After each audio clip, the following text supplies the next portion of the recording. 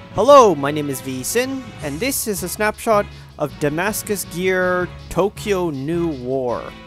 Well, that's a bit of a direct translation. The Japanese name is Damascus Gear Tokyo Shinsen. I guess it's New War in Tokyo or some sort of translation like that. This game is a hack and slash game in third person perspective. Has more in common with, say, something like Diablo 3, Torchlight, Path of Exile, that sort of thing.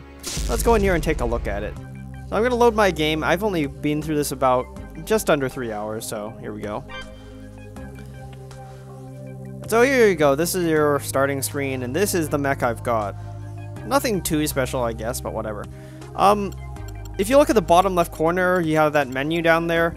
It actually has all the menus in English, but as soon as you hover over it, it turns into katakana for some reason, so yay.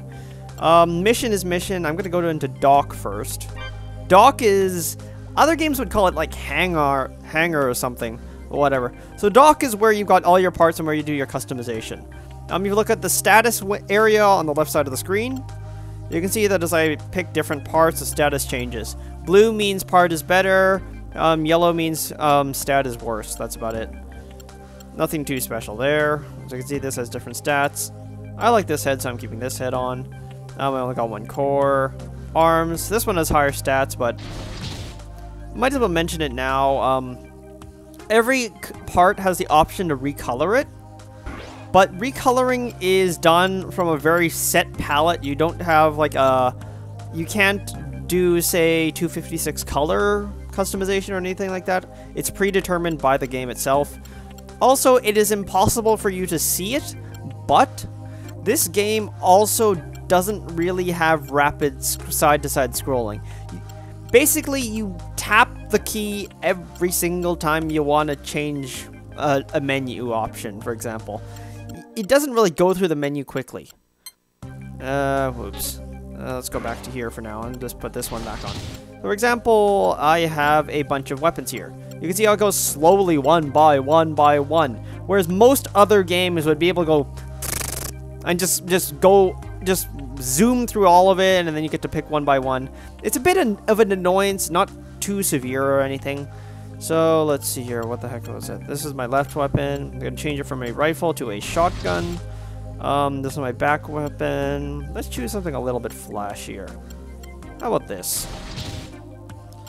Okay, my right weapon is my right weapon. Okay, that sounds good. Let's go with that. You can also change the name of your unit. My unit's name is Aura. That's why it's called that. There's also the shop. Shop, for the most part, doesn't actually give you better stat parts. It just gives you a different looking set of parts, basically. These, I have not been able to see whether or not these parts actually drop from enemy units. Also, this is the back weapon section. Some of these parts are not immediately featured from enemy drops. So, for example, this one looks like a grenade launcher, I think. This one's a mortar. I have a beam cannon on right now. Let's see here. I'm going to grab this grenade launcher for now. I'm going to also go and grab a few more repair kits. Repair kit is just repair kit. These appear to heal you up to full regardless of how low you are. And you can take however many of them into a mission. There's also this report area. Report is basically collection. So here you go. These are all the head units I've collected. Body, arm, leg, shoulder, etc. A weapon is arm weapon. So this is blade, pile bunker, chainsaw, rifle, machine gun, shotgun. I've only got one shotgun because I've only been so far into the game. And then back weapons, laser cannons, missile pod, grenades, missile pod, flamethrower, landmine, satellite overdrive, and so forth and so on. This is just a customization. As you can see, even though I've only been about just under 3 hours into this game, I've only got 18% completion on the parts, so naturally there's quite a bit beyond what I've seen so far. Now, options. Nothing too special here. However, you'll notice I've turned the sound effects down to 70. Why did I do that? It's because the sound effect quality is surprisingly low fidelity. I mean really low fidelity. By default, the sound effect option is set up to 100%. But if you go into game, you'll notice that... Let's see, what's a good comparison? That sound you get when volume goes above the limit of your speakers and just kind of... that sort of sound, I guess. This the extra... basically when sound is way too loud for the quality. I have no idea what this option is down here. I can't read what it is. I've set it to nothing, so I really don't know what it does. I'm sorry. Oh, let's get into a mission. Now, I made it to rank, just make it to rank B. But what I'm going to do is I'm going to pick this mission. I think it's pretty indicative of how the game goes. At least, is this the right mission? I believe this is the right mission. Let's find out. Unfortunately, my inability to read Japanese means that I can't tell the difference between them. But as a B rank, so I think this is the one I'm looking for. Load times in general are fairly standard, not too bad, not too good, whatever. So here you go. All the story is conveyed through text, as you can see. I believe this guy's supposed to be your rival or something. Oh, let's just zip through most of this text. Clear basically it says victory conditions, defeat conditions. For the most part, defeat conditions are just if you die, or time runs out. There was also an escort mission. There were also a compete against the NPCs missions, and all sorts of other things. This one is just a boss killing mission. So I'm just gonna. So first of all, mission start. Now you get to work with 3 weapons basically. Your left arm weapon, right arm weapon, and your back weapon. Now, as you can see here, I have a saber equipped on my right arm, and I have a shotgun equipped on my left arm. All weapons appear to run off regenerating ammo, basically. And for the most part, when it hits the bottom, it doesn't, like, for example, require you to reload fully before using it again. It just hits the bottom, and then you have to wait a few seconds, and it reloads. And then you can use it again. That's about it. Okay, that came out really terrible, didn't it? Onwards onto the game. So you can see all these various weapons I'm using. I say the laser cannon just looks cool, which is nice for demonstration purposes. Game speed, for the most part, seems to actually be fairly satisfying. Perhaps I'm not doing a good job of it against grunt units, but when you're actually playing this game speed seems so much faster. I suppose on the screen, and now, mind you, the promotional materials practically showed like 2 seconds of combat. One person fires 1 weapon, and then that's it. So I don't know why they showed so little of their game, to be honest, but whatever. Like, let's just keep going through here, and we'll get to the boss. The boss is far more frantic, and if it's indicative of anything, then I have a feeling that this game is going to become a lot more fun as I put more hours into it. Because they really kick up the variety after you get to rank C. Rank E, the starting rank, also the rank that you are at when you do the demo. Rank E is very standard, practically tutorial stuff, whereas rank D starts to get into a bit of variety. Bosses aren't actually that good in rank D, but as soon as you get to rank C, it gets much more interesting. Maybe I should have stuck with a rifle. The shotgun is actually boring to watch. Whatever. Oops. Also, if bigger enemies like that hit you, they can actually interrupt your ability to use your back weapons. Pretty interesting. You can see I've been running around picking up all the loot that these guys drop. Oops. Beam cannon! Yay! Big enemies. First big enemy. This is actually more of a mini boss, not an actual boss. Perhaps it's not quite obvious, but you might be able to tell that some of these big units do not move very quickly. They like kind of just stand there for a few seconds, let you do a bunch of stuff to them, and then they'll throw out one big attack and stuff. There's dodges attack, shotgun, saber. Oh god. Did I actually evade that or not? Can't tell. Oh well. So this guy's a bit of a bullet sponge, but whatever. Just take him down.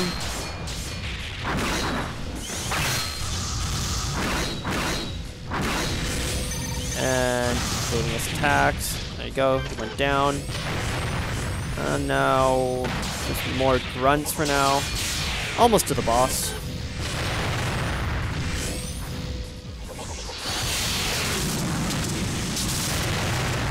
Let's see here. More grunts. Oh boy. Fine, I'll use a heal. I wanted to save all these for the boss, but that doesn't matter too much.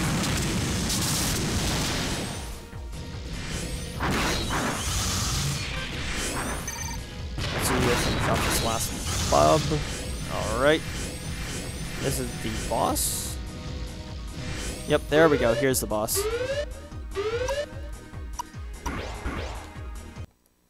And now, oh crap. I just had to start with the laser, didn't they? And one of my NPCs died instantly. And my other NPC died instantly. Oh, that's fun.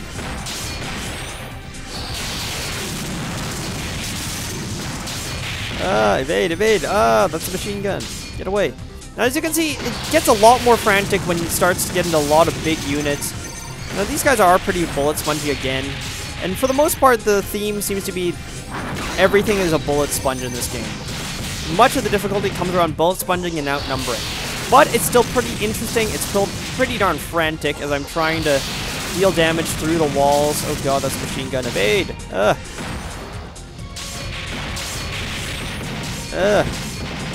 Oh god. Get away from me! So this is a 3-unit boss, obviously.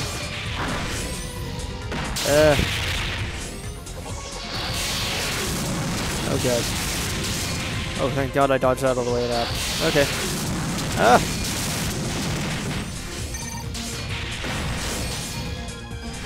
Oh crap.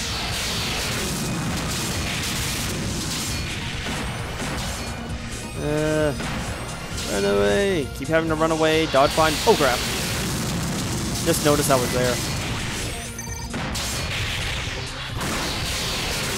Stop using your beam cannons!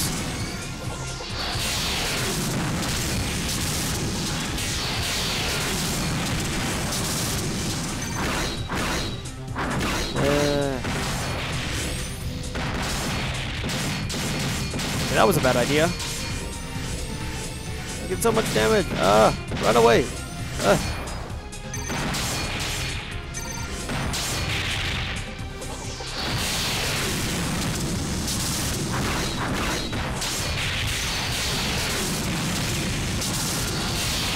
That's one down. All right. Oh. That's way too close. Okay, that's a machine gun. Fading around.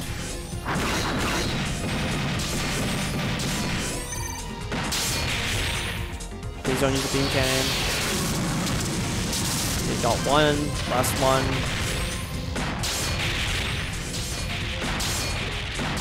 And there you go. Last boss. So I'd say that wasn't too bad of a boss to show off. It's one of the earlier game bosses, obviously, so I'm assuming it gets slightly more interesting. However, I have noticed that the bosses are all based off of weapons that you can use.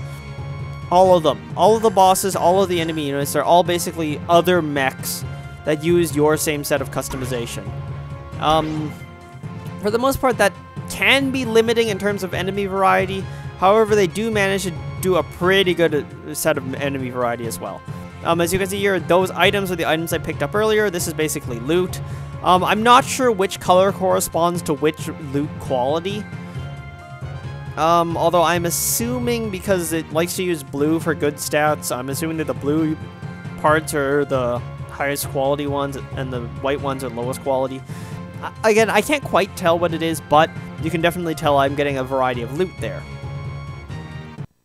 So, honestly, that's most of what the game is. There are a few other different mission types. I'm not going to show you the escort mission. The escort mission is boring as hell. So, let's see here. Actually, no, let's go back to the mission. I'll show you the... which one is it? This mission. Okay. This is the one where you had to race against the AI in order to complete in order to kill enemies, basically.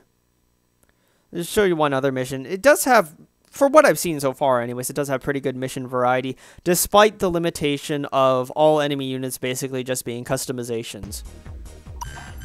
So there you go. And something compete. I have no idea what he's saying. Let's beat us with enemies.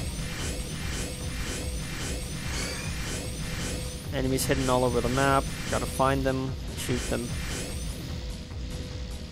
Running out of boost.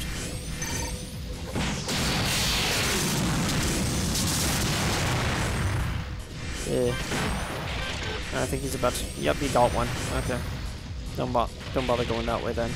So, I have 12 units more to kill. The NPC has 14 more units to kill. Alright. There's something down here, I believe. You... Slash you down. Alright. Move really slowly because I have no energy left. Let's see. 2 units here. Cut them down. Okay, 14 to 9. Let's see. Anything else around here? NPC likes to go forward, so I'm going to turn left. I believe there's 1 unit down that way, but I'm going to go this way. So I can just chaos the NPC repeatedly. Go this way. And let's see here. 14-8. Gotta move around. There's also another mission where you have to essentially find parts in the map. There's a whole bunch of nodes all over the place that drop items. And then you have to find them and pick up the items, basically. Scavenger hunting. This is also a type of scavenger hunting, only you also have to shoot stuff in the process.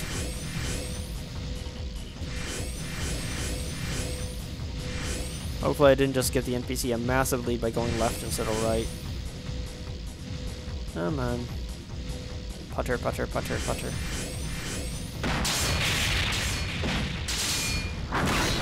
And cut down these guys. Alright. Is there someone else further down this way, or is this empty? This is empty. Damn it. I have 1 more unit to kill and the NPC is gaining on me. What do?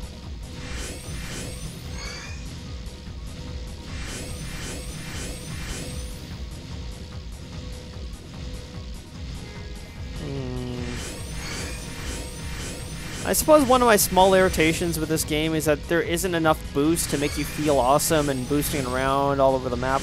But at the same time, that is a balance concern, so... can't really fault them for that, can ya? Come on. 1 more, just 1 more. Beam cannon, please hit something. God damn it, that missed everything.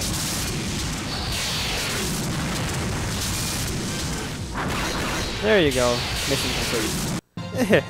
Stole it from the NPC like that. I'll just pick up that part over there. I don't know, you can probably definitely tell that the sound effect quality is really poor, especially whenever I try to use that stuff. No, that is not actually my sound card, it's not my Vita. That is actually how low the quality of the sound effects in this game are. I suppose that's the one drawback. Graphical quality as a whole seems to be fairly solid. So you know what, that's most of what I need to show you right now. Like, there isn't much else to the game. It's just customization, do more missions, do more missions. That's about it. So I can probably come to a verdict on this. And honestly, I'm gonna say I'm having fun with this. I'm having fun with this game. This game cost 1,800 yen on the Japanese PSN. And for the most part, Damascus Gear, Tokyo Shinsen came up with absolutely no fanfare. Like, almost nobody seems to have cared about it. Japan, like, they did have promotional videos, but no one seems to watch them. What little of the promotional videos they had showed, like, no gameplay, basically. And a whole bunch of screenshots. That was about it. And overall, it's just no one seems to have done anything with this game. No one has brought attention to it. And this is a good game. It is a fun game. It does what it needs to do properly. It's not spectacular. It doesn't have like a deep skill tree or anything like that. that it has a deep loot system. It does have strong weapon variety. If you notice all the skills on the items, for example, let's go back to the dock. Let's load this up. So, for example, you can see on the right side of the screen, skills before, skills after. These are various modifiers. Some of these items also have an actual passive skill, although I can't tell which one has which. Oh, this is a better part, I think. Let's see if I actually have any or if I junked them all. No, it's like some of them have skill level 1. This item in particular has high run speed. It just has a very nice variety. It has good customization. Visual customization is still there. And even though you don't have the 256 color palette to mess around with, this still has more or less the colors that you need. Because everything past this would just be very, very vague differences in color shading for the most part. Also, yay, name customization. That was what I didn't show you earlier. It has weapon variety. It has all this good stuff. It has the loot system, an interesting loot system. And overall, it is the dungeon runner hack and slash Diablo-esque game that the Vita doesn't have yet. It kind of really doesn't. I mean, can you name me a AAA game that falls, that you could say is comparable to Diablo, Torchlight, Path of Exile? Because I can't think of any. I can't even think of any Japanese ones before Damascus Gear, Tokyo Shinsen. So this is the sort of game that probably doesn't stand a chance of getting imported because it's so low profile. And probably won't even sell that well because it's so low profile. But it's a sort of game that I can say, you can play it. It is enjoyable. Sure, you can't read any of the story, but from an English speaker's perspective, I'm getting all I need to get out of this game. All the gameplay still makes sense. Yes, I'm kind of guessing blindly when it comes to the various skills and stats and bonus stats, but overall, this is a game that a lot of people are looking for. So if you have a Japanese PlayStation Network account and are willing to drop like what is effectively just 20 bucks on this, not too expensive, and mind you, this is Japanese prices, so yeah, if this ever got imported, for example, it might only cost about 15 bucks. But even so, this is the sort of game that people have been looking for, and it does the job properly. So TLDR, if English speakers, go ahead, buy this game. Do it. I believe it's download only, but buy it. And if you're a Japanese speaker who got this far, this is all I have to say. このゲームを買ってください。お願いします。My name has been V Sin. Thanks for watching.